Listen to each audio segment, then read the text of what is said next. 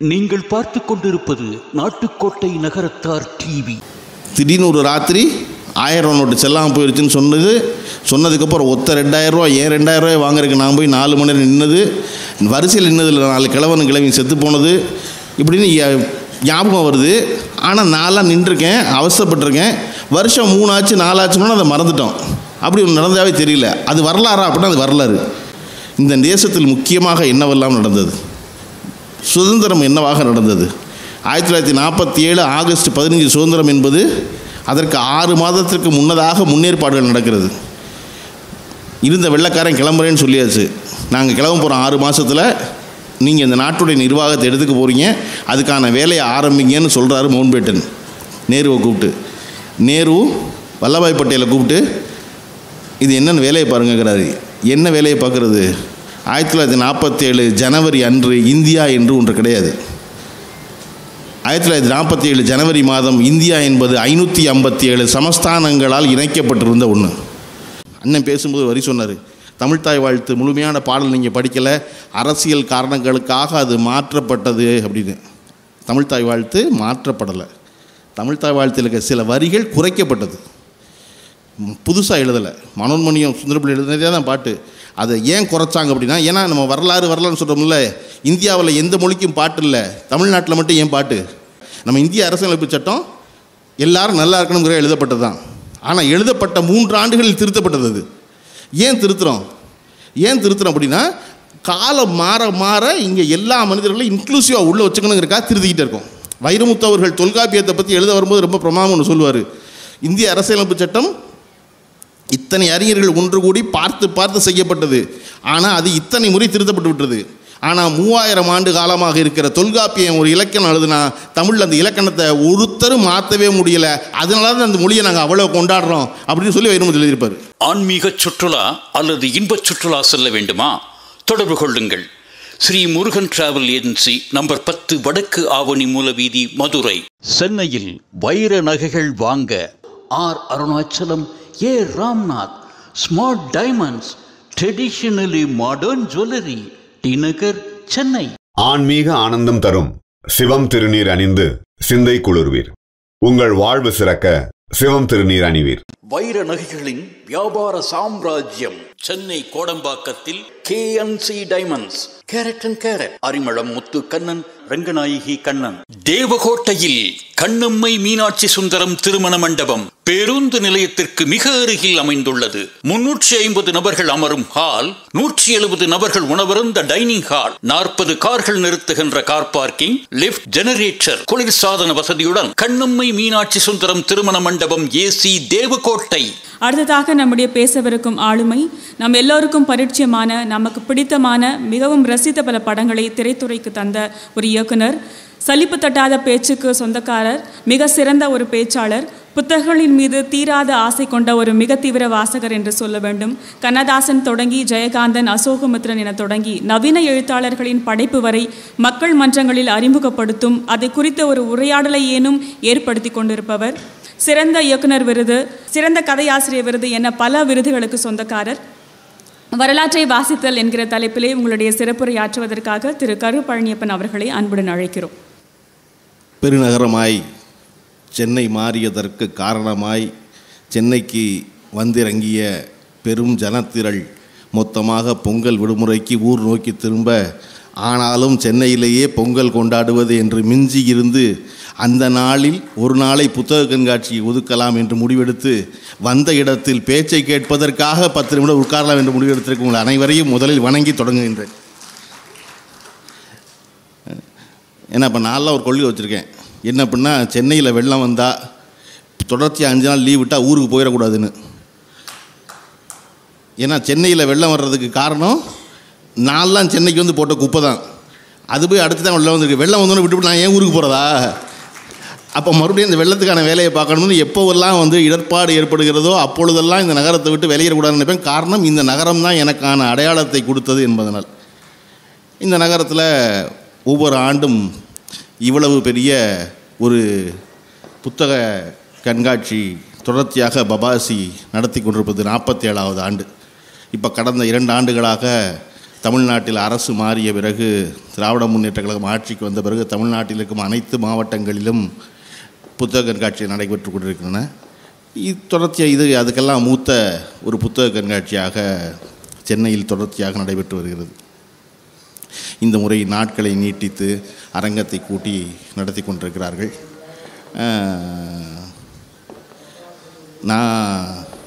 நம்ம கிருங்கை சேதுபதி பேராசிரியர் பேசிக்கிட்டு இருக்கும்போது அவங்க கொடுத்து ஸ்லிப்பு கொடுத்தாங்க. எனக்கு தெரியும் அவர் 45 நிமிஷம் தான் முடிப்பார்னு. ஏன்னா அவர் கல்லூரி பேராசிரியர், மணி அடித்து கேட்டே முடித்து பழக்கப்பட்டவர். 45 நிமிஷத்துக்கு முன்னாடி முடிக்க வராது பேச்சு. நான் அதில் இருக்க முடிச்சுட்டு வரப்போ 40 நிமிஷம் ஆயிடுச்சு அப்படின்னு ரொம்ப அடர்வான பல செய்திகளை சொன்னார். நிறைய நான் யோசித்தேன், ஒரு பேச்சுக்கு இவ்வளவு தயார் பண்ணி வந்திருக்காரு. நமக்கு வரலாற்றை வாசித்தல்னு ஒரு தலைப்பு கொடுத்துருக்காங்க. வரலாற்றை வாசித்தலை பற்றி நம்ம இப்போ என்ன சொல்கிறது அப்படின்னு யோசிச்சுக்கிட்டே இருந்தேன். வரலாறு என்பது நம்ம எல்லோருக்கும் தெரிந்த ஒரு பாடம். குறைஞ்சபட்சம் அந்த சொல் தெரியும். இப்போ தத்துவம் அப்படின்னா ஒரு குழப்பம் இருக்கும். ஆந்த்ரபாலஜி அப்படின்னா குழப்பம் இருக்கும். எனக்கெல்லாம் ஆந்த்ரபாலஜினா என்னென்னு தெரியும் ரொம்ப காரணம் பள்ளிக்கூடத்தில் சப்ஜெக்ட் இல்லை அது. ஆனால் வரலாறு அப்படின்னா நம்ம எல்லோரும் பள்ளிக்கூடத்தில் குறைஞ்சபட்சம் 10 வருஷம் படிச்சிருக்கோம். அதனால் வரலாறு தெரியும். வரலாற்றை வாசித்தலினில் என்ன அப்படின்னா, முதல்ல எது வரலாறு, எனக்கு என்ன வரலாறு தெரியும் அப்படின்னு யோசித்து பார்த்தா, ஒரு ஓவராலாக இந்தியாவில் அசோகர் மரம் நட்டது தெரியும். தமிழ்நாட்டை எடுத்துக்கிட்டோம்னா வேலுநாச்சியார் தெரியும், வீரத்துக்கு போராடினவங்க தெரியும், வீரபாண்டிய கட்டபொம்மன் தெரியும், இப்படி கொஞ்சம் கொஞ்சம் தெரியும். இது எல்லாம் அதுக்கப்புறம் பின்னாடி சேர்ந்த நம்மை ஆட்சி செய்த வெள்ளைக்காரர்கள் பேர் கொஞ்சம் பேர் தெரியும். மவுண்ட் பேட்டன் தெரியும், வாரணாசிங்ஸ் தெரியும், அதெல்லாம் படிச்சிருக்கோம். அதுக்கப்புறம் நமக்கு வரலாறு பாடமாக எங்கே முடிஞ்சிருது அப்படின்னா, 1947 இந்தியா சுதந்திரம் பெற்றது என்பதோடு வரலாறு முடிஞ்சிருது. அப்போ நான் ராமச்சந்திர குஹாங்கிற ஒரு ஆசிரியருடைய இந்தியா காந்திக்கு பிறகு அப்படின்னு ஒரு புத்தகம் கிடைக்கிது எனக்கு. இந்தியா காந்திக்கு பிறகுங்கிற தலைப்பு தான் என்னை முதல்ல ஈர்த்துச்சு. அந்த புத்தகத்தில் ராமச்சந்திர குஹா சொல்கிறாருடைய முன்னுரையில், நம்ம எப்போ பார்த்தாலும் பழையதையே வரலாறுன்னு படிச்சுக்கிட்டு இருக்கோம், சமகாலத்தை படிக்கவே மாட்டேங்கிறோம். நம்ம சமகாலத்தை படிக்கணும்ல. அப்போ 1947 2000 வரை இந்தியாவில் என்ன நிகழ்ந்தது அப்படிங்கிறது அந்த புத்தகம். நம்ம வாழ்ந்த காலத்தில், நம் தந்தை வாழ்ந்த காலத்தில் என்ன நடந்தது, இந்தியாவில் என்ன நடந்தது, தமிழ்நாட்டில் அதை பற்றி எவ்வளவு விஷயங்கள் நமக்கு தெரியும் அப்படின்னு யோசித்து பார்த்தோம்னா எனக்கெல்லாம் ஒன்றுமே தெரியல. திடீர்னு ஒரு ராத்திரி 1000 நோட்டு செல்லாமல் போயிடுச்சுன்னு சொன்னதுக்கப்புறம் 2000 ரூபா, ஏன் 2000 ரூபாய் வாங்குறதுக்கு நான் போய் 4 மணி நேரம் நின்னது, வரிசையில் நின்னதில் 4 கிழவன் செத்து போனது இப்படின்னு ஞாபகம் வருது. ஆனால் நான்லாம் நின்றுருக்கேன், அவஸ்தைப்பட்டிருக்கேன். வருஷம் 3 ஆச்சு 4 ஆச்சுன்னா அதை மறந்துட்டோம். அப்படி ஒன்று நடந்தாவே தெரியல. அது வரலாறா அப்படின்னா அது வரலாறு. அதை குறிச்சிருக்கோமா தெரியல. கோவிட்னு ஒரு பெருந்தொற்று நின்னது நிற்க ராத்திரி 8:30 மணிக்கு மொத்த நாட்டையும் இழுத்து மூடியாச்சு. 8:30 மணிக்கு மொத்த நாட்டையும் இழுத்து மூடினா பணம் இருக்கவெல்லாம் வீட்டில் இருந்துட்டான். இல்லாதவன் பூரா 10,000 மைல் இந்த தேசம் பூரா நடந்தான். கையில் பையை தூக்கிக்கிட்டு ஒவ்வொருத்தரும் சொந்த ஊருக்கு போகிறதுக்கு இந்த நாடு பூரா நடந்து செத்தான். எதற்கும் உணர்ச்சி சாலமன் பாப்பையாங்கிற பேராசிரியர் எல்லாருக்கும் தெரியும்.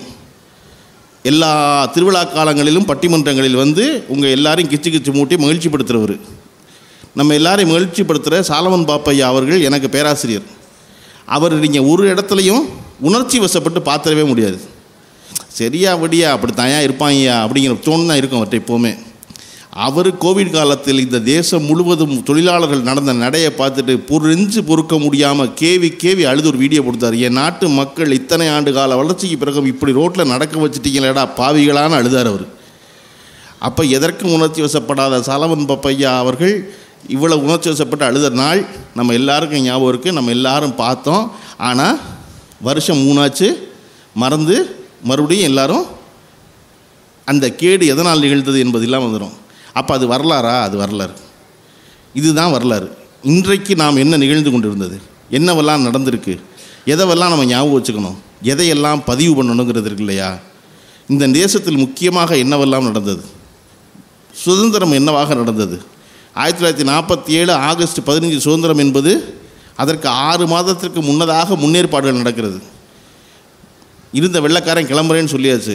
நாங்கள் கிளம்ப போகிறோம் 6 மாதத்தில் நீங்கள் இந்த நாட்டுடைய நிர்வாகத்தை எடுத்துக்க போகிறீங்க, அதுக்கான வேலையை ஆரம்பிங்கன்னு சொல்கிறாரு மவுண்ட் பேட்டன் நேருவை கூப்பிட்டு. நேரு வல்லபாய் பட்டேலை கூப்பிட்டு இது என்னென்னு வேலையை பாருங்கிறாரு. என்ன வேலையை பார்க்குறது? 1947 ஜனவரி அன்று இந்தியா என்று ஒன்று கிடையாது.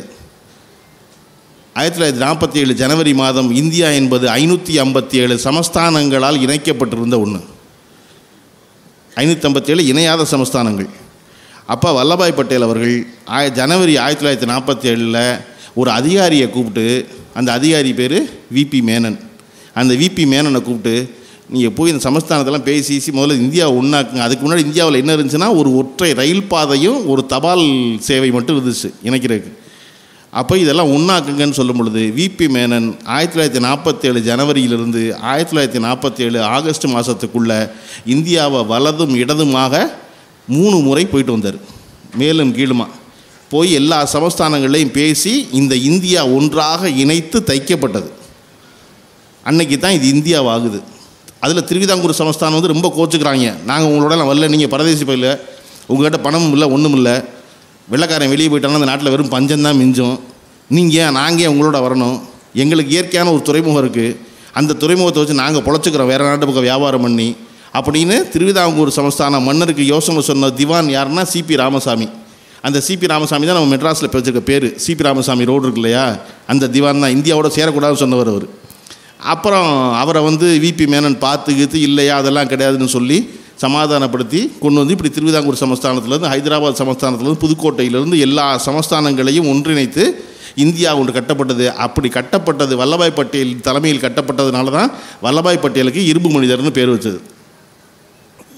1947 ஆகஸ்ட்டில் கொடியேற்றினாங்க. கொடியேற்றும் போது நேரு இருந்தார், வல்லபாய் பட்டேல் இருந்தார், மவுண்ட் பேட்டன் இருந்தார், எல்லாரும் இருந்தாங்க. இந்த இந்தியாவை ஒன்றாக இணைத்து கட்டிய விபி மேனன் அந்த கூட்டத்திலே இல்லை. அப்போ இதை போல அதிகாரிகள் 100 பேர், அறிவாளிகள் 100 பேர் இந்த தேசத்துக்கு ஒரு வேலை செஞ்சுருக்காங்க. அந்த வரலாறு அங்கிருந்து தொடங்கணும்னா நம்ம சமகாலத்தில் நிகழ்ந்தவைகளை வரலாறாக நம்ம அறிந்திருந்தோமா, நம்ம அதை சொன்னோமா அப்படிங்கிறதுல. அப்போ இதெல்லாம் எப்படி சொல்கிறது அப்படின்னா, எனக்கு ஒரு ராமச்சந்திர குஹா கையில் கிடைச்சது போல் உங்களுக்கு ஒன்று கிடைக்கக்கூடும். அது இன்றைக்கு இருக்கிற ஒரு புத்தகமாக இருக்கக்கூடும், சாதாரண ஏதோ ஒரு புத்தகமாக இருக்கக்கூடும். ஏன் ஒவ்வொரு புத்தக கண்காட்சியிலையும் நம்ம பேராசிரியர் மாதிரி பல 100 நூல்கள் கற்றவர்கள் வந்து மறுபடியும் உங்களை படிங்க படிங்க படிங்க என்னை படிங்க படிங்க படிங்கன்னு சொல்கிறதுக்கான காரணம் என்ன அப்படின்னா, படிப்பதன் வாயிலாக நாம் நம் காலத்தின் வரலாறை அறிந்து கொள்கிறோம். ஒரு புத்தகம் என்பது இன்றைய காலகட்டத்தை எது பிரதிபலிக்கிறதோ அது மட்டும்தான் உங்களுக்கு பிடிச்ச புத்தகமாக இருக்க முடியும். இன்றைய காலகட்டம்னா காலகட்டம்னு ஒன்று இருக்கா என்ன? அந்த காலகட்டத்தில் வாழ்ந்த மனிதர்கள் தான். அந்த மனிதர்களை பிரதிபலித்தா அது அந்த காலத்தை பிரதிபலிக்குது. அந்த காலத்தை பிரதிபலித்தா அந்த காலம் வரலாறாக பதிவுபடுத்தப்படுது. அந்த வரலாறை படித்தா நமக்கு மறுபடியும் அடுத்த தலைமுறைக்கு சொல்வதற்கு கடத்துவதற்கு ஒரு செய்தி இருக்குது. நீங்கள் நினச்சி பாருங்கள், இந்த இந்தியாவில் மனித உயிர்கள் எவ்வளவு மலினமாக நடத்தப்படுகிறது என்பதற்கு நம்ம கோவிட் காலத்தில் நடந்த உதாரணம் சொன்னேன். இதுக்கு அப்படியே 60 வருஷத்துக்கு முன்னாடி பார்த்திங்கன்னா மிகப்பெரிய உலகத்திலேயே மிக கொடூரமான ஒரு இண்டஸ்ட்ரியல் டிசாஸ்டர் என்பது போபாலுடைய விஷவாயு. அந்த போபால் விஷவாயுவில் வழக்கில் எவ்வளோ பேர் செத்தாங்க, எவ்வளோ பேர் தண்டிக்கப்பட்டாங்க, நடத்திய நிறுவனம் சொல்லப்பட்ட தண்டனை தொகையை கொடுத்துச்சா, அபராத தொகையை கொடுத்துச்சா அப்படின்னு கேட்டிங்கன்னா உங்களுக்கு பல 100 ஆச்சரியங்களுக்குள்ள அடங்கி இருந்திருக்கும். அப்போ அதில் நம்ம பாடம் கற்றுக்காதனால தான் இதில் பாடம் கற்றுக்கல. இப்படி உன்னை தொட்டு தொட்டு படிக்க போகும் பொழுது எப்பொழுதும் ஒரு விஷயம் என்பது படிப்பு என்பது ஏன் அவசியம் அப்படின்னா, படிப்பு என்பது உங்களை ஒரு புத்தகத்தோடு நிறுத்தாது, அது தொட்டு தொடர வைக்கும். திருக்குறளை படிக்க போனால் திருக்குறளுக்கு 100 பேர் உரை எழுதியிருக்கிறார்கள். ஆனால் நீங்கள் நாவலர் நெடுஞ்செழியன் உரை எடுத்திங்கன்னா ஆச்சரியமாக இருக்கும். அது காரணம் அந்த நாவலருடைய உரையில் இருக்கிற முன்னுரை. ஒரு திருக்குறளுக்கு இவ்வளவு அழகான ஒரு முன்னுரை எழுத முடியுமா? இந்த திருக்குறள் எழுதிய திருவள்ளுவருக்கு எந்த மதமும் எந்த ஜாதியும் எந்த இறை அடையாளமும் கிடையாது என்பதை நாவலர் நெடுஞ்செழியன் அவர்கள் தன்னுடைய 16 பக்க முன்னுரையில் அவருடைய பாயிண்ட் ஆஃப் வியூவை ரொம்ப பிரமாதமாக நிறுவியிருப்பார். அதை நம்ம கிருங்கை செய்தி சொன்னால் ஒத்துக்க மாட்டார் இல்லையா? அவர் படிப்பை சரஸ்வதின்ட்டார், பூஜை பண்ணுங்கன்ட்டார் இல்லையா? என்னைய கேட்டிங்கன்னா ஏன்ப்பா எல்லாத்தையும் பூஜை பண்ணி காலி பண்ணுறீங்க, பூஜை பண்ணாதீங்கம்மே. எது ஒன்றுக்கு உயர்ந்த ஸ்தானத்தை கொடுக்கின்றீர்களோ கொடுக்கும் பொழுதே அதை ஒருவனிடம் ஒழிக்கின்றீர்கள் என்று பொருள். அதை எல்லாருக்கும் தான் ஆக்கணும். இந்த உலகம் ஒப்புக்கொண்ட விஞ்ஞானி ஸ்டீஃபன் ஹாக்கிங் இப்போ கடைசி வரையும் மனித உடல் மொத்தமும் செயல்படாமல் போய் மூளை மட்டுமே செயல்பட்ட ஸ்டீஃபன் ஹாக்கிங் சொல்கிறாரு, இந்த உலகத்தில் கடவுள் என்று ஒன்று இல்லவே இல்லை. அப்படி ஒரு இருந்திருந்தால் இந்த உலகத்தை படைப்பதற்கு முன்னால் அவர் என்ன செய்து கொண்டிருக்குவார் அப்படின்ட்டு ஸ்டீஃபன் ஹாக்கிங் சொல்கிறாரு. அவர் என்ன பண்ணிக்கிட்டு இருந்தார், கடவுளை நம்பாதவெல்லாம் நரகத்துக்கு போயிடுவேன்னு சொல்கிறதுக்காக அந்த உலகத்தை படைச்சிக்கிட்டு இருந்தாருங்கிறார். எனக்கு கடவுளை பற்றி பயம் இருக்கிறதா என்று கேட்டால் எனக்கு கடவுளை பற்றி பயம் இல்லை. ஆனால் கடவுளை நம்புகிறவர்கள் பற்றி மிகுந்த பயம் இருக்கிறதுன்னு ஸ்டீஃபன் ஹாக்கிங். எனக்கு ஸ்டீஃபன் ஹாக்கிங் எழுதின வரியிலே ரொம்ப பிடிச்ச வரி, எப்பொழுதும் எவராலும் மறுக்க முடியாத வரி அந்த வரி தான். எனக்கு கடவுளை பற்றி அச்சம் கிடையாது, கடவுளை பற்றிய பயம் கிடையாது, ஆனால் கடவுளை நம்புகிறவர்கள் பற்றி மிகுந்த பயம் இருக்கிறதுன்னு. ஏன் நான் என்ன சொல்லுவான்னு தெரியாது. எல்லாத்தையும் புனிதப்படுத்தி எனக்கு சேராம பண்ணிட்டா என்ன செய்கிறது இல்லையா? படிப்பு ரொம்ப முக்கியம்தான் சொல்லணும், அதை போய் நம்ம சரஸ்வதினு சொல்லக்கூடாது. பணம் ரொம்ப முக்கியம்னு சொல்லணும், அதை போய் லட்சுமின்னு சொல்லக்கூடாது. அப்போ இங்கே எல்லாம் அவசியம், பணம் அவசியம், படிப்பு அவசியம். அதற்கு அனாவசிய உயர் பீடங்கள் கொடுக்க வேண்டியதில்லை. அண்ணன் பேசும்போது வரி சொன்னார், தமிழ்த்தாய் வாழ்த்து முழுமையான பாடல் நீங்கள் படிக்கலை, அரசியல் காரணங்களுக்காக அது மாற்றப்பட்டது அப்படின்னு. தமிழ்த்தாய் வாழ்த்து மாற்றப்படலை. தமிழ்த்தாய் வாழ்த்தில் இருக்க சில வரிகள் குறைக்கப்பட்டது, புதுசாக எழுதலை. மனோன்மணியம் சுந்தரபிள்ளை எழுதினதே தான் பாட்டு. அதை ஏன் குறைச்சாங்க அப்படின்னா, ஏன்னா நம்ம வரலாறுன்னு சொல்கிறோம்ல, இந்தியாவில் எந்த மொழிக்கும் பாட்டு இல்லை, தமிழ்நாட்டில் மட்டும் ஏன் பாட்டு, நம்ம மட்டும் என்ன கொண்டாடுறோம் 55 வருஷமாக அப்படின்னா அது அறிஞர் அண்ணாவின் ஆசை. இது இந்த நாட்டில் நடந்த அரசு விழாக்கள் எல்லாவற்றிலும் இறைவணக்கம் தான் பாடப்பட்டுச்சு, கடவுள் வாழ்த்து பாடப்பட்டுச்சு. கடவுள் வாழ்த்து பாடப்படும்போது எல்லா மதத்தினரும் வாழும் ஒரு மாநிலத்தில் நீங்கள் மறுபடியும் ஒரு மதத்தை சார்ந்து பாடக்கூடாது. அப்படி பாடுறத உடனே சொன்னால் வருத்தப்படுவாங்க, பாடுங்க. ஆனால் அதுக்கு முன்னாடி ஒரு தமிழ்த்தாய் வாழ்த்து பாடி ஆரம்பிக்கணும்னு மனோன்மணி சுந்தரமுள்ளியோட பாட்டை எடுத்து இன்றைக்கி நம்ம பாடிக்கிட்டு இருக்க பாட்டை ஆக்கணும்னு அண்ணா விரும்பினார். அண்ணா எதிர்பாராத விதமாக நோயுற்று இறந்து போனதனால் 1970 முதல்வர், அன்றைய முதல்வராக இருந்த கலைஞர் கருணாநிதி அவர்கள் அதை அரசு பாடலாக மாற்றி எல்லா அரசு பாடல்களையும் அதை பாடணும்னு சொன்னாங்க. அந்த தமிழ்த்தாய் வாழ்த்து ஒரு மொழியை கொண்டாடி நம்ம பாடுற பாட்டு. அதிலிருந்து ஏன் 2 வரியை குறைச்சாங்கன்னு நம்ம சொல்லணும். பேராசிரியர் மாதிரி படித்த ஆட்கள் எல்லா இடத்துலையும் அது என்ன செஞ்சிச்சுன்னா, குறிப்பிட்ட சாராருடைய எண்ணத்தை, அவர்களுடைய நம்பிக்கையை தப்பாக சொல்கிறதா இருந்துச்சு. ஆரியத்தை ஒழிப்புக்கு வந்தது தான் திராவிடம். ஆனால் அந்த பாட்டில் என்ன இருந்துச்சுன்னா, ஆரியம் போல் வழக்கொழிந்து சிதையா உன் சீரிழமை திறமையந்து செயல்மறந்து வாழ்த்துதுமேன்னு இருந்துச்சு. ஆரியம் வழக்கொழிஞ்சிருச்சு, ஆரியம் இல்லை அப்படின்னு சொல்ல வந்ததான் திராவிடம். ஆனால் கலைஞர் என்ன நினச்சாருன்னா, சொன்னால் அவன் வருத்தப்படுவான், அவன் தானே இருக்கான் 3% இருந்துட்டு போகிறான். ஆரியம் ஒழிஞ்சிருச்சுன்னு சொன்னால் வருத்தம், ஒழிஞ்சிருச்சுன்னு சொல்ல வேண்டாம், அந்த வரியை தூக்கிடுங்க. அதனால இந்த பாட்டு மாற்றப்படலை. ஒரு சாரார் மனம் புண்படுமோன்னு சொல்லி தூக்குனாங்க. யார் சாரார்? இவருடைய கருத்துக்கு நேர் எதிர்கருத்து வச்சிருந்தவனை மனம் புண்படுமோன்னு தூக்குனாங்க. அதனால நம்ம கொண்டாடணும். அது புரியாமல் போன வருஷம் துக்ளக் விழாவில் முழு பாட்டு போடுறாங்க. டேய், நீங்கள் ஒழிச்சிட்டீங்கன்னு சொல்ல வேண்டாம் நினச்சி தாண்டா தூக்கியிருக்கத. நீங்கள் மறுபடியும் உட்காந்துக்கிட்டு முழுமையான தமிழ்த்தாய் வாழ்த்து பாடுகிறோம் நாங்கள் அடமடப்ப இல்லைலா, நீங்கள் எல்லாம் மன வருத்தப்படுவீங்கன்னு தூக்கியிருக்கு. ஆரியம் போல் வழக்கொழுந்து சிதையா உன் சீரிழமை திறமையந்த செயல்முறை. நீ ஆரியம் ஒழிஞ்சிருச்சுமா, என் தமிழ்த்தாய் நீ ஒழிய மாட்ட, உன்னை வாழ்த்தணும்னு இருந்த பாட்டு அது. அப்போ வரலாறு என்பது தொடர்ச்சியாக எல்லோரும் இன்பமாக வாழுவதற்காக ஒரு மாற்றத்தை செய்து கொண்டே இருக்கிறது இல்லையா? நம்ம இந்திய அரசியலமைப்பு சட்டம் எல்லாரும் நல்லா இருக்கணுங்கிற எழுதப்பட்டது தான். ஆனால் எழுதப்பட்ட 3 ஆண்டுகளில் திருத்தப்பட்டது. அது ஏன் திருத்துறோம் அப்படின்னா, காலம் மாற இங்கே எல்லா மனிதர்களையும் இன்க்ளூசிவாக உள்ளே வச்சுக்கணுங்கிறக்காக திருத்திக்கிட்டே இருக்கோம். வைரமுத்து அவர்கள் தொல்காப்பியத்தை பற்றி எழுத வரும்போது ரொம்ப பிரமாதம் ஒன்று சொல்லுவார். இந்திய அரசியலமைப்பு சட்டம் இத்தனை அறிஞர்கள் ஒன்று கூடி பார்த்து செய்யப்பட்டது. ஆனால் அது இத்தனை முறை திருத்தப்பட்டு விட்டது. ஆனால் 3000 ஆண்டு காலமாக இருக்கிற தொல்காப்பியம் ஒரு இலக்கணம் எழுதுனா தமிழில் அந்த இலக்கணத்தை ஒருத்தரும் மாற்றவே முடியலை. அதனால தான் அந்த மொழியை நாங்கள் அவ்வளோ கொண்டாடுறோம் அப்படின்னு சொல்லி வைரமுத்து எழுதியிருப்பார். இங்கே வரலாற்று ஒன்று நிகழ்ந்து கொண்டே இருக்கிறது. ஏன்னு நம்ம பதிவு பண்ணுறது ரொம்ப முக்கியமாக இருக்குது. ஏன்னு தெரிஞ்சுக்கிறது முக்கியமாக இருக்குது. ஏன்னு கூடவே போய் சொல்ல வேண்டியது இருக்குது ஒவ்வொரு தடவையும். ஏன்னா இங்கே போய் ரொம்ப வேகமாக போய் கேட்கும்போது நல்லா இருக்குல்ல, ஆமாம் அப்படின்னு இல்லையா? நம்ம இந்திய வரலாறு சொல்கிறோம், தமிழ்நாட்டு வரலாறு தெரியணும்ல. தமிழ்நாட்டு வரலாறு என்னவாக இருந்தது? ஏன் ஒரு கட்சி, ஒரு சித்தாந்தம், திராவிட முன்னேற்ற கழகம் 1967 ஆட்சிக்கு வருது? இந்தியாவில் முதல் முறையாக ஒரு மாநில கட்சி ஆட்சிக்கு வருது. அதுக்கு வரை காங்கிரஸ் தான் ஆட்சி. காரணம், முழுக்க ஒரு சுதந்திர ஜோஷில் இருந்தாங்க எவ்வளோ பேரும். காங்கிரஸுக்குனே வேறு யாரும் இல்லை சுதந்திரம் வாங்கி கொடுத்தவர்கள்னு. ஆனால் 67 முதல்ல இந்தியாவில் கேரளாவில் வந்து கம்யூனிஸ்ட்டும், மேற்கு வங்கத்தில் அவர்கள் தேசிய கட்சி, அப்போ கம்யூனிஸ்ட் கட்சி அன்று. ஒரே ஒரு மாநில கட்சி திராவிட முன்னேற்ற கழகம் மட்டும்தான் 1967 தமிழ்நாட்டில் ஆட்சிக்கு வந்துச்சு. இந்தியாவே ஆச்சரியமாக திரும்பி பார்த்துச்சு அறிஞர் அண்ணாவை. யாரா அந்த அண்ணாதுரைன்னு குட்டையாக அழுக்கா ஒரு கசங்கன வேட்டி சட்டையோட மூக்குப்பொடி போட்டு மீசை பூரா ப்ரௌன் கலரில் ஆகி போன ஆளுக்கு பின்னாடி பூரா 30 வயசு ஆளாக நிற்கிறான் அவ்வளோ பேரும். அந்த பக்கம் எதிரணியில் நிற்கிறேன் பூரா வயசான சீனியர் மோஸ்ட் ஆள், சுதந்திரத்துக்கு போராடினவங்க. என்னடா இந்த அண்ணாதுரை நம்பியாடா இவ்வளோ பேர் கிளம்பி வந்தாங்க, இந்த அண்ணாதுரை நம்பியாடா இவ்வளோ பேர் ஓட்டு போட்டாங்க. இந்த இந்தியா அப்பொழுதுதான் முதல் முறையாக அண்ணாதுரை உற்று பார்த்தது. அண்ணாதுரை ஆட்சிக்கு வருவதற்கு, அறிஞர் அண்ணாதுரை வருவதற்கு முன்னாடி என்னவெல்லாம் நிகழ்ந்திருக்கு? அது ஏன் திராவிட கழகம் இருந்துச்சு? திராவிட கழகம் என்ன இருந்துச்சு? எல்லாருமே இந்தியை எதிர்த்தாங்களே. ஏன் இந்தியை எதிர்த்ததுக்கான, இந்தியாவிலேயே முதல் முறையாக நம்ம தான் மொழிக்காக போராடுறோம். அன்னைக்கு மொழிக்கு போராடாமல் இல்லை தேசியம்தான் முக்கியம்னு சொல்லிக்கிட்டு இருந்த மாநிலங்கள் எல்லாம் இன்று தங்கள் மொழியை காப்பாற்ற போராடி கொண்டிருக்கின்றன. ஒவ்வொருத்தரும் தமிழ்நாடை பாருன்னு சொல்வதற்கான காரணம் நம்ம முதல்ல முழிச்சுக்கிட்டவங்க. இன்றைக்கி விஜய் சேதுபதி வந்து ஒரு படத்துடைய ப்ரமோஷனுக்கு வந்து உட்காந்துருக்கார்ட்ட போய் இங்கே தமிழ்நாட்டில் ஹிந்தி படிக்க முடியலையேன்னு அவர் வரையும் அந்த கேள்வியை கேட்குறான்னா அதுக்கு காரணம் அந்த பொய் அவன் சொல்லிக்கிட்டே இருப்பான்.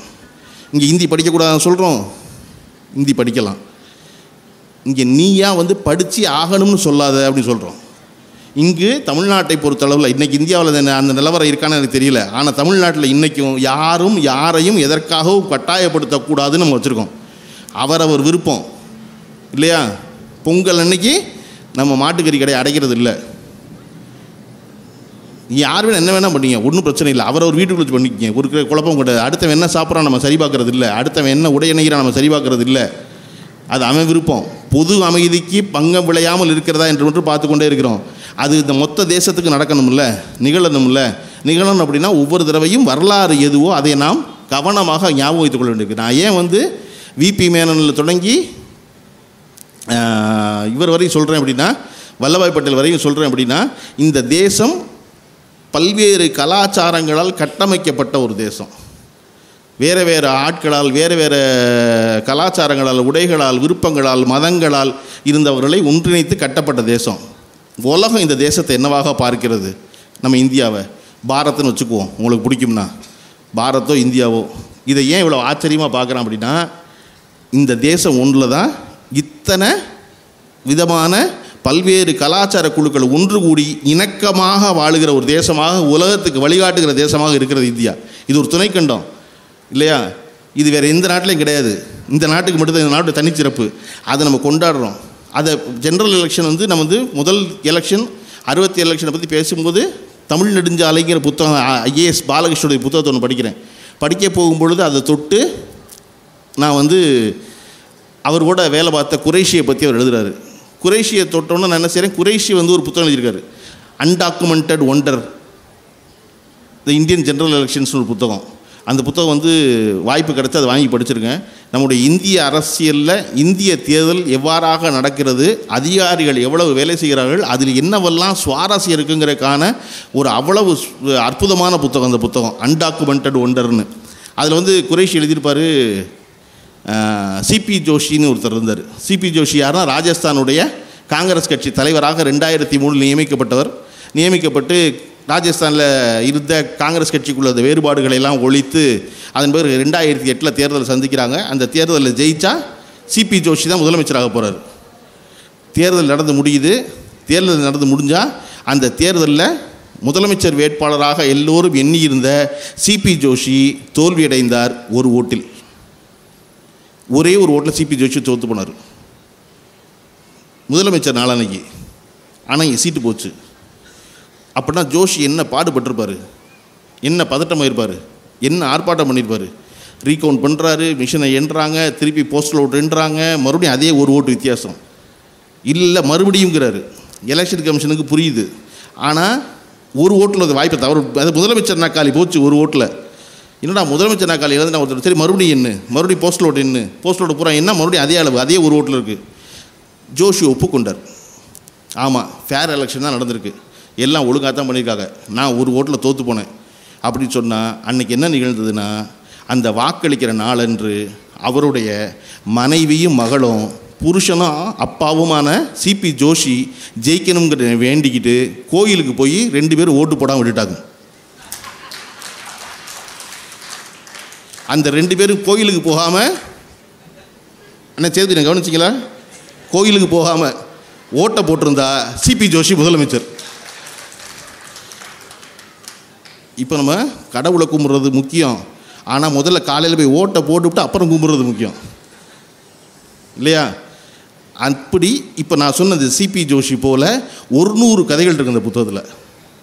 இந்திய எலெக்ஷனில் இத்தனை சுவாரஸ்யமாக நடந்திருக்கு அப்படின்னு.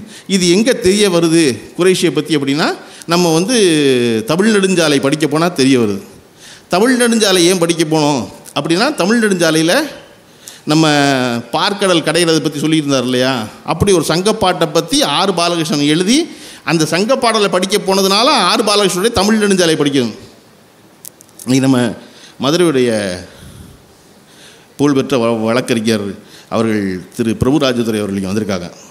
பிரபுராஜதுரை அவர்கள் ஒரு புத்தகம் எழுதியிருக்காங்க, நும்மினும் சிறந்தது நுவ்வைன்னு. பிரபுராஜதுரை ஒரு வழக்கறிஞர் அவர் சட்ட புத்தகம் தான் படிப்பார் தான் நம்ம நினச்சிருப்போம். ஆனால் அந்த வழக்கறிஞர் தமிழ் புத்தகம் படிக்கிறவர். அவர் ஒரு வேள்பாரின்னு ஒரு நாவல் படிக்கிறார். வேள்பாரி படிக்க போகும்போது, என்னடா நமக்கு பாரி மன்னனை பற்றி என்னென்னமோ கதை சொன்னாங்க, ஆனால் பாரி மன்னனை பற்றி இவ்வளவு தகவல்கள் சங்கப்பாட்டில் இருக்கா அப்படின்னு தெரிய வேள்பாரி சூவேங்கடேசனுடைய வேள்பாரியை படித்ததுனால பாரி மன்னனை பற்றி படிப்பதற்காக சங்கப்பாடல்குள்ளே போகிறார். சங்கப்பாடல்குள்ளே போனால் அந்த சங்கப்பாடல்களை படித்தது விளைவாக அதுலேருந்து மீண்டு வர முடியாமல் யாரெல்லாம் சங்கப்பாடல்கள் பற்றி எழுதியிருக்கிறார்களோ அதையெல்லாம் தேடி போய் படிக்க ஆரம்பிக்கிறார். படித்தா ஒரு காலகட்டத்தில் சட்ட புத்தகத்தை படிப்பதற்கு எவ்வளவு நேரம் சொல்லிப்பாரோ அதை விடவும் அதிக நேரத்தை சங்கப்பாடல்களில் முழுது போகிறாரு. எப்போவுமே படித்தா பேசணும் அல்லது எழுதணும், 2ல் ஏதோ ஒன்று செய்யாமல் இருக்கவே முடியாது, நீங்கள் சும்மா இருக்கவே முடியாது. மலங்க முழிச்சு பார்க்க முடியாது ஒருத்தனை. படித்தோன்னு வீணே மறுபடியும் இன்லெட் இருந்து அவுட்லெட் இருக்கணும்ல, அப்போ தான் மறுபடியும் இன்லெட் இருக்கும் திருப்பி உள்ள.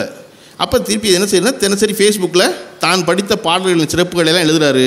அந்த சங்க பாடல்களை நான் என்னவெல்லாம் கண்டேன், என்னவெல்லாம் சிறப்பு, என்னவெல்லாம் என்னை ஆச்சரியப்படுத்துனுச்சு அப்படின்னு எழுதுனதை அவருடைய நண்பர்கள்லாம் சேர்ந்து நீங்கள் ஒரு வழக்கறிஞர் நீங்கள் புத்தகம் போடணும்னு சொல்லி அவர் எழுதின அந்த 50 கட்டுரைகளோட புத்தகம் சங்க பாடலை பற்றி நும்மினும் சிறந்தது நுவ்வைன்னு ஒரு புத்தகமாக எனக்கு வெளியிட்டார். என்னுடைய நண்பர் அமீர் வந்திருந்தார், அந்த புத்தகம் வெளியிட அவங்க அதனால வந்திருந்தாங்க. என்ன முக்கியம்னா, ஏன் சங்கப்பாடல் நம்ம கொண்டாடுறோம் அப்படின்னா, இந்த வரலாற்றின் தொடர்பாக அது இருக்கிறது. சங்கப்பாடல் என்பது நம்முடைய வரலாறு. நீங்கள் கம்பனை பற்றி ஒரு விழாவில் எம்ஆர் ராதா பேச போகும் பொழுது, கம்பர் செட்டியார் விழாவிலே அப்படின்னு ஆரம்பிக்கிறாரு. கூட்டத்தில் இருந்துச்சு ஒருத்தன், கம்பர் செட்டியார்லாம் இல்லைங்க அப்படின்னு. சரி ஓகே, கம்ப நாடார் விழாவிலே அப்படிங்கிறாரு. கம்பர் நாடார் இல்லைங்க அப்படின்னு. கம்பர் வெள்ளாளர் விழாவிலே அப்படிங்கிற எம்ஆர் ராதா அடுத்து, வெள்ளாளர்லாம் இல்லைங்க. அப்போ யார் தான்ப்பா அவர் அப்படிங்கிறாரு. இல்லை, கம்பர் காலத்தில் ஜாதியெல்லாம் இல்லையங்க. ஓ, அப்போ ஜாதி இல்லாமல் இருந்தவன் தமிழ்நாட்டில். சரி சாதிகள் இல்லாத கம்பர், சாதிகள் தான் நாட்டில் பிறந்த கம்பன் அவர்களே அப்படின்னு எம்ஆர் ராதா பேச ஆரம்பித்தார். எம்ஆர் ராதா போல் அவ்வளோ துணிவோடு பேசுகிறாள் இன்றைக்கி வரை யாரு கிடையாது வச்சுக்கோங்க. அப்போ ஒரு விஷயத்தை சொல்வதற்கு இதை இத்தனை சொல்லி வர்றார். எதுக்கு சொல்கிறேன்னா, சங்கப்பாடல்கள் என்பது தான் நம்முடைய வரலாறு. நம்ம என்ன செஞ்சுருக்கோம், நம்ம மொழியினுடைய சிறப்பு என்ன, இந்த மக்கள் என்னவாக இருந்தார்கள், இந்த நாடு என்னவாக இருந்தது, இவர்கள் கலாச்சாரம் என்னவாக இருந்தது, இவர்கள் உணவு என்ன, இது எல்லாத்தையும் நம்ம பாட்டாக்கி வச்சுருக்கோம். நம்ம சங்கப்பாட்டை தேடினா நம்முடைய வாழ்வு என்னன்னு தெரிஞ்சிடும். அதைத்தான் நான் அப்போதே உங்களுக்கு திருக்குறளுக்கு சொல்ல மாறி இங்கே எழுதுற வந்துட்டேன். திருக்குறள் உரையை படிக்கும் பொழுது பல்வேறு ஆட்களுடைய உரை இருக்குது. திருக்குறள் ரொம்ப பழைய புத்தகம் தமிழில், ஆனால் இன்றைக்கும் அது ரொம்ப புதுசு. ஏன்னா அது படிப்பவனுடைய அறிவுக்கு தகுந்தாற்போல் செய்தியை மாற்றுது. ஒரு குறள் உண்டு, நெடுநீர் மறவி மடி துயில் 4ம் கெடுநீரார் காமக்கல்லன்னு ஒரு குறள் இருக்குது. நெடுநீர்னால் ஒரு காரியத்தை நீட்டி செய்கிறவன், 1/2 மணி நேரத்தில் முடிக்க வேண்டிய வேலையை 4 மணி நேரம் பார்க்குறான்ல, அது நெடுநீர். மறவினா மறதி, மடினா சோம்பல். மலையாளத்தில் இன்னமும் சொல்லிருக்கு, என்னடா ஏன்டா அந்த வேலை செய்யலைன்னா ஒரே மடியாக இருக்குது அப்படிமா. மடினா சோம்பல். நெடுநீர் மறவி மடி துயில். துயில்லாம் நம்ம எல்லாருக்கும் தெரியும். துயில்னா தூக்கம் இல்லை, துயில்னா ஹேங் ஓவர், உறக்கம்தான் தூக்கம். விறகு வெட்டி உறக்கம் கொள்ளுவான், மன்னர் துயில் கொள்வான். அது தூக்கமும் இல்லை முழிப்பும் இல்லை, அப்படியே ஒரு மந்தகாச நிலையில் அப்படியே இருக்கிறது. யாரங்கே அப்படின்னு கேட்டுக்கிட்டு, அதனால தான் துயில், அதனால தான் மன்னர் துயில் கொள்கிறாரா அப்படின்னு கேட்குறது. ஹேங் ஓவர் அது. நெடுநீர் மறவி மடி துயில் 4ம் கெடுநீரார் காமக்கல்லனா. கெட்டு போகிறதுன்னு ஒருத்தர் முடிவு பண்ணிட்டான்னா அவன் வாழ்க்கையில் இனிமேல் நம்ம உருப்பட வேண்டாம்னு நினச்சிட்டான்னா இந்த நெடுநீர் மறவி மடி துயில் நாணையும் அவன் விரும்பி ஏறுற படகம். கெடுநீரார் காமக்கலன், விருப்பக்கலனா போய் ஏறி உட்காந்துக்குவான் அதில் அப்படின்னு சொல்கிறாரு ஒரு உரையாசிரியர் வாசுபமாணிக்கம். அதுக்கு அப்படியே தேவநாய பாவனர் என்ன சொல்கிறார் அதே குறளுக்கு, நெடுநீர் மறவி மடி துயில் நான்கும் கெடுநீரார் காமக்கலன்னா அதை அணிகலனா எடுத்து போட்டுக்குவானா, பதக்கம் மாதிரி நினச்சிக்கிட்டு. மறதி, ஹேங்கோவரு இதெல்லாம் இன்னும் நான் வாங்கின பதக்கம் அப்படின்னு எடுத்து போடுவான். நெடுநீர் மறவி மடி துயில் நான்கும் கெடுநீரார் காமக்கலன் அணிகலன்னு சொல்கிறாரு. இது ரெண்டுமே நல்லா இருக்குது. அதுக்கு இவர் ஒரு விளக்கம் சொல்கிறாரு, அவர் விளக்கம் சொல்கிறாரு. அது விரும்பி ஏறுற படகோ விரும்பி அணிஞ்சிக்கிற பதக்கமோ, ஆனால் அந்த செய்தி அவர்கள் இருவரும் சொல்லும் அழகு இருக்குல்ல, அந்த அழகு தான் மறுபடியும் திருக்குறளை படிக்க வைக்குது. இன்னொருவர் இன்னொரு பொருள் சொல்லக்கூடும். இதையெல்லாம் எங்கேயாவது உட்காந்து அந்த வள்ளுவம் பார்த்து சிரிச்சுக்கிட்டே இருக்கலாம். என்னடா அது நான் எழுதவே இப்படிலாம் நினைக்கவே இல்லை, நீங்கள் இப்படி விளக்கம் சொல்கிறீங்க அப்படின்னு. இயேசுவின் பெருமை அப்போஸ்தலர்கள் மாதிரி குறளின் பெருமை உரை எழுதுவதால் ஆயிரும். அப்படி ஒரு புத்தகத்தை தொட்டதன் விளைவாக தொடர்ச்சியாக போவதற்குள்ள அதை எல்லாரும் தொடர்ச்சியாக செய்யணுங்கிறக்காகத்தான் ஒவ்வொரு ஆண்டும் ஒவ்வொரு புத்தகம் எழுதி பேசுகிறாங்க. பேசுபவர்கள் எல்லாரும் கவனமாக ஒன்று பேசுகிறாங்க, உங்கள் பிள்ளைகளை படிக்க வைங்க, உங்கள் பிள்ளைகளை படிக்க வைங்க, உங்கள் பிள்ளைகளை படிக்க வைங்க அப்படின்னா. பிள்ளைகளை படிக்கிறது நீங்கள் பேராசிரியரோட யோசனை சொன்னாங்க, நீங்கள் அவங்க முன்னாடி உட்காந்து படிங்க, அது ரொம்ப நல்ல யோசனை. நீங்கள் முன்னாடி உட்காந்து படித்தா தான் பிள்ளையை படிப்பாங்க அப்படின்னு. அதை விட முக்கியம் ஒன்று இருக்குது. எவ்வளோ நேரத்துக்கு நடிக்க முடியும் படிக்கிற மாதிரியே இல்லையா? படிக்கிற மாதிரி நடித்தா படிக்க முடியாது. அதுக்கு இன்னொரு வழி இருக்குது. நீங்களும் உங்கள் நண்பர்களும், நீங்களும் உங்கள் மனைவியும், உங்கள் மனைவி நண்பர்களும் பேசிக்கிட்டு இருக்கும் பொழுது பிள்ளைய உள்ளே போய் உட்காருன்னு சொல்லாமல் இருங்க, புள்ள படிக்க ஆரம்பிச்சிடும். நாங்கள் பெரியவங்க பேசிக்கிட்டு இருக்கோம், நீ என்ன இங்கே பண்ணிக்கிட்டு இருக்க, உள்ளே போ அப்படின்னு. இந்த பெரியவர்கள் பேசுவது அந்த பிள்ளைக்கு சுவாரஸ்யம் எப்போ தட்ட ஆரம்பிக்கும்னா, பெரியவர்கள் அறிவாக பேசுனா சுவாரஸ்யம் தட்டும்.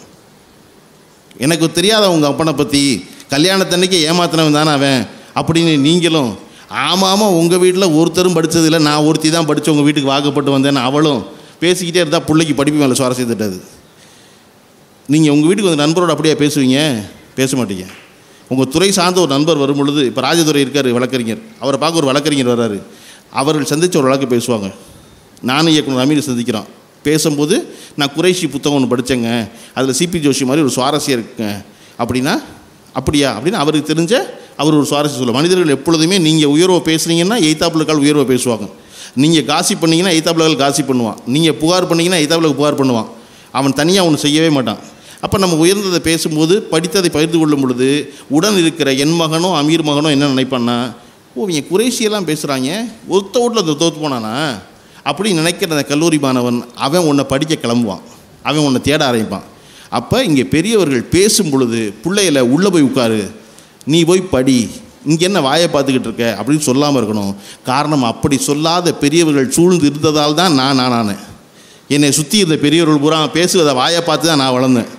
எனக்கு நண்பர்கள் பூரா என்னை விட வயதில் மூத்தவர்களாக இருந்தார்கள். அவர்கள் பேசியது பூரா ஆச்சரிய செய்தியாக இருந்துச்சு.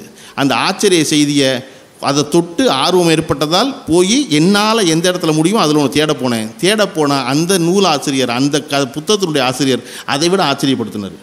அப்படி இது ஒரே ஒரு புத்தகத்தை ஒரு தடவை ஒருத்தர் படிச்சிட்டான்னா விடாமல் படிச்சிருவான். இவன் படிக்க எது முக்கியம் அப்படின்னா, அவன் படிக்கும் பொழுது மட்டும்தான் இந்த வரலாறை நினைவில் வைத்து இந்த தேசத்திற்காக என்னவெல்லாம் மாறுதல் நிகழப்போகிறதோ, என்னவெல்லாம் மாற்றம் நிகழணுமோ அது தொடர்பாக அவன் சிந்திக்கிறான். நம்ம இன்னும் 6 மாதத்தில் தேர்தலை சந்திக்க போகிறோம். இந்த தேசம் மிக முக்கியமான தேர்தலாக நானெல்லாம் நினைக்கிறேன். அது இல்லையா? நான் தேசம் ஒன்றாக நினைக்கிறேன். ஒரே நாடு ஒரே தேர்தலாம் மனசுக்குள்ளே சிரிப்பாக தான் இருக்குது. ஏன்னா இந்த நாட்டில் ஒரே ஜிஎஸ்டி கிடையாது. உங்களுக்கு தெரியுமா? ஒரே ஜிஎஸ்டி கிடையாது. நீங்கள் தமிழ்நாட்டு மாநிலத்தோட ஜிஎஸ்டி வச்சுருந்தீங்கன்னா இங்கே திருப்பி ரீஇம்பர்ஸ் பண்ணலாம், திருப்பி வாங்கிக்கலாம். நீங்கள் போய் மும்பையில் ஒரு ஹோட்டலில் தங்கி உங்கள் தமிழ்நாடு ஜிஎஸ்டி கொடுத்தீங்கன்னா திருப்பி பணத்தை வாங்க முடியாது. மும்பையில் உங்களுக்கு ஒரு கம்பெனி ஆரம்பித்து மும்பையில் ஒரு ஜிஎஸ்டி வாங்கியிருந்தால் தான் அந்த பணத்தை திருப்பி வாங்க முடியும். நீங்கள் பெங்களூருக்கு போனீங்கன்னா பெங்களூரில் வேறு ஜிஎஸ்டி. என்னடா ஒரே நாடு ஒரே தேர்தல் இல்லைங்க, ஒரே நாடு ஒரே ஜிஎஸ்டி கிடையாதா? மாநிலத்துக்கு ஒரு ஜிஎஸ்டியா? அப்போ இது தெரியணும்னா அதை பற்றி, இந்த நாடு பற்றி, புத்தகம் பற்றி யோசிக்க வேண்டியிருக்கிறது. இந்த சந்திக்க போகிற தேர்தல் மிக முக்கியமான தேர்தல். அந்த தேர்தல் தான் நாம் இதுவரையும் கட்டி காத்து வந்த எல்லோரும் இணைந்து இன்பமாக வாழும் இந்தியா என்பதை உலகத்திற்கு தொடர்ந்து சொல்லப் போகிறோமா இல்லையா என்பதை முடிவு பண்ண போகிற தேர்தல். அதனால தான் உங்களுக்கு சிபி ஜோஷி கதை சொன்னேன். நீங்கள் ஓட்டு அப்புறம் போட்டுக்கலாம் போய் இருந்துடாதீங்க, அந்த ஒரு ஓட்டு ரொம்ப முக்கியம், அதுதான் எல்லாத்தையும் மாற்ற போகுது. அதனால் மிகச்சிறந்த நூல் வாசித்து மிகச்சிறந்த சிந்தனை வந்து மிகச்சிறந்த அரசை தேர்ந்தெடுப்பது நம் பொறுப்பு. அந்த பொறுப்பில் சிறப்பாக பங்காற்றுவோம் என்று சொல்லி வாய்ப்பு கொடுத்த அனைவருக்கும் நன்றி சொல்லி விடைபெறுகிறேன். நன்றி, வணக்கம்.